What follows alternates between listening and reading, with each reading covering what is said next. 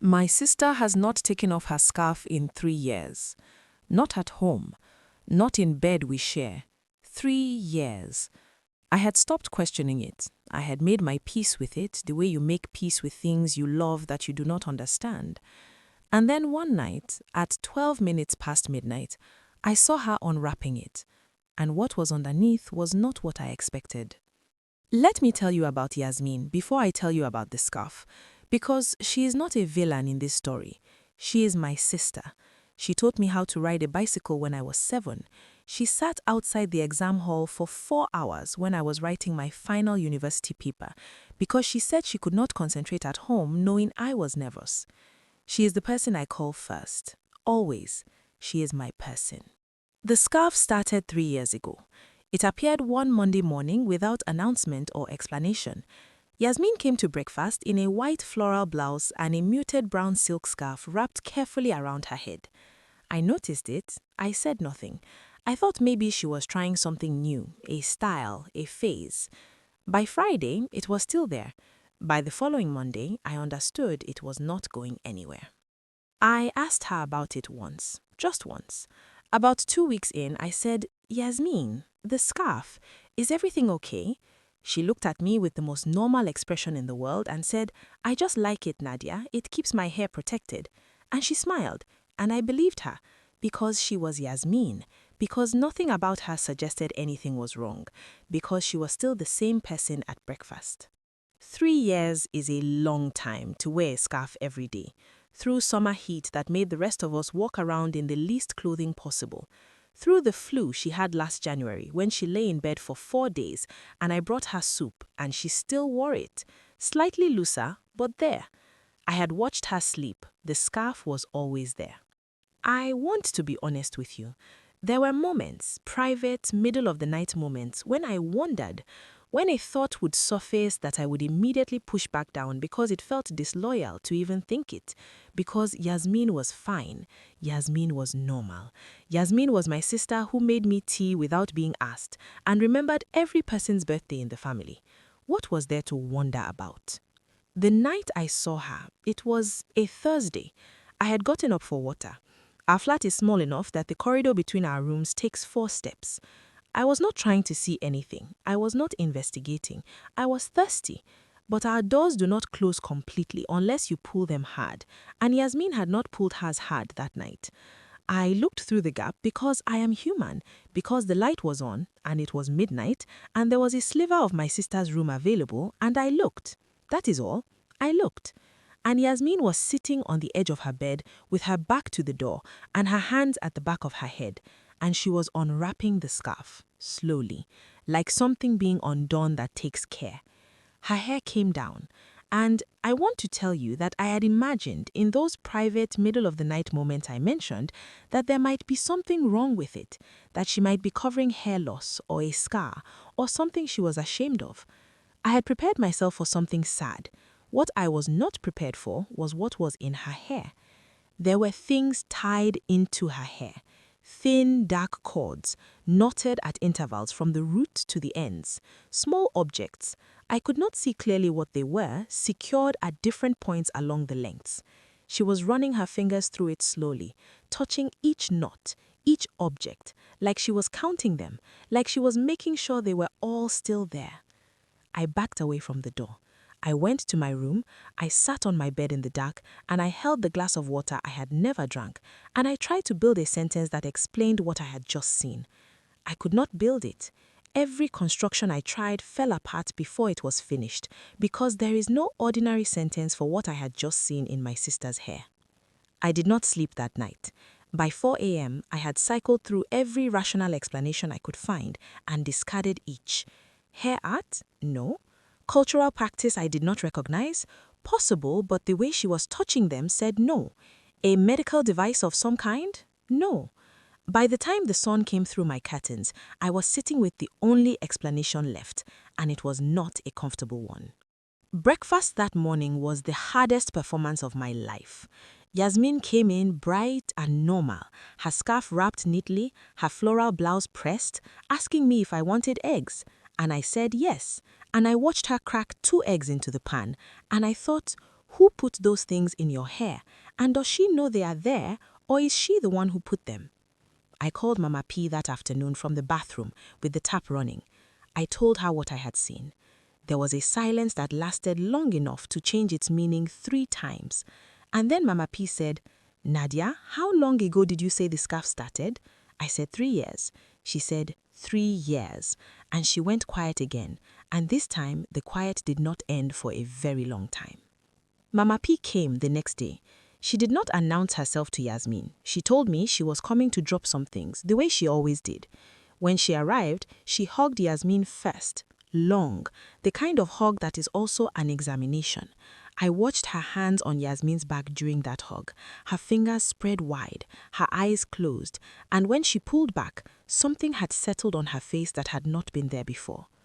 After Yasmin went to her room, Mama P sat down at the kitchen table and looked at her hands for a long time. Then she looked at me and said, "I was hoping I was wrong." I said, "Wrong about what?" She said, "Your sister did not put those things in her own hair. Someone put them there. And whoever it was, they had to be close enough to do it without her knowing, close enough that she trusted them completely." I thought about who was close to Yasmin. 3 years ago, what was happening 3 years ago? Yasmin had just ended a relationship. A man named... It doesn't matter what his name was.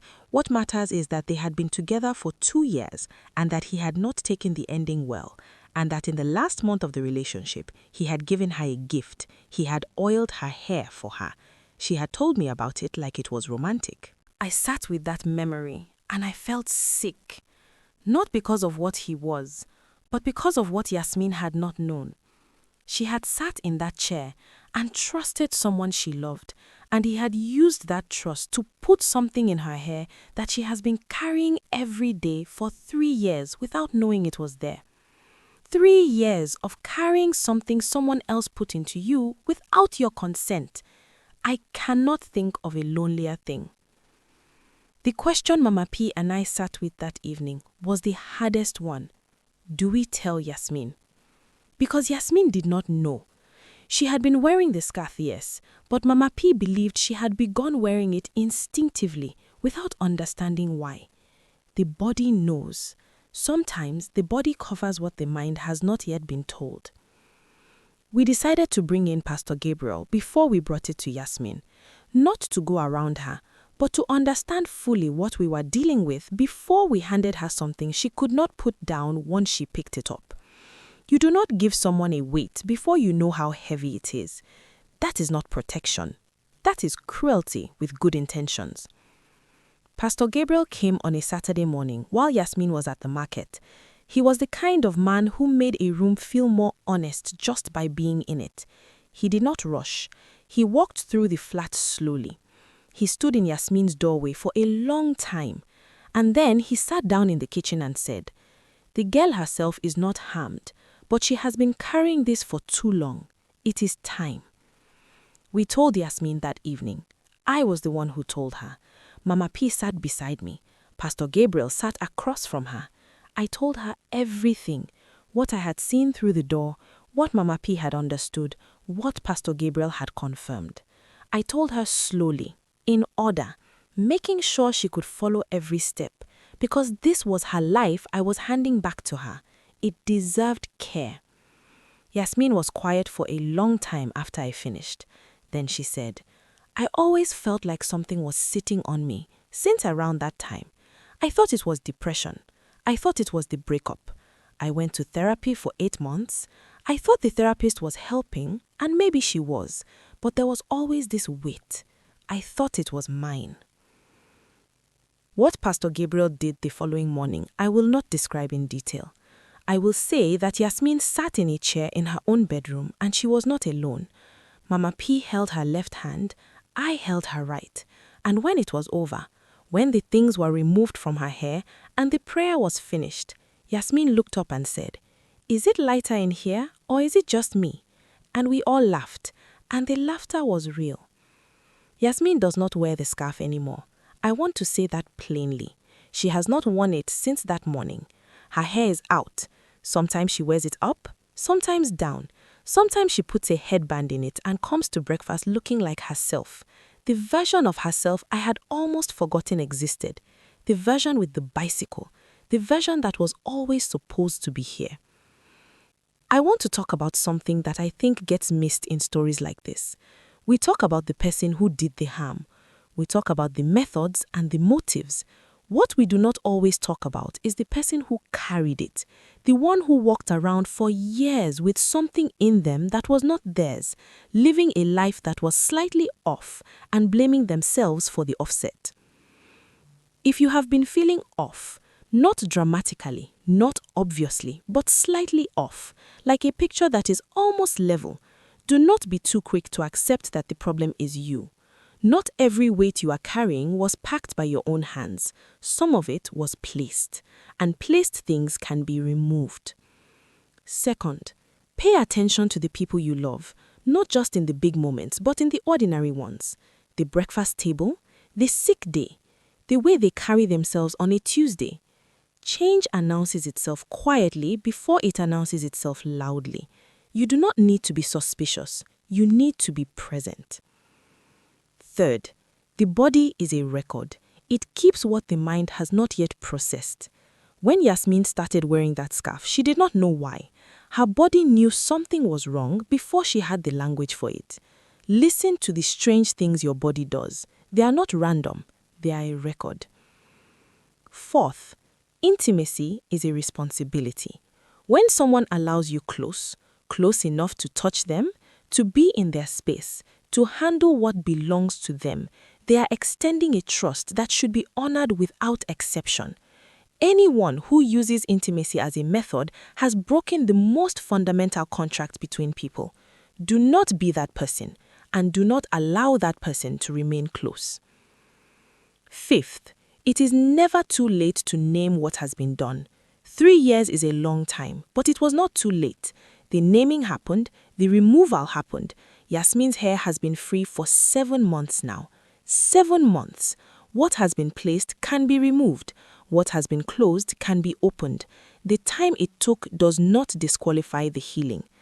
And sixth, be the person who looks through the gap. Not with suspicion, not to gather evidence, but because the people you love deserve someone who notices, someone who does not look away from what is uncomfortable, someone who, when they see something that does not make sense, does not immediately explain it away. Be that person for the people you love. Be that person.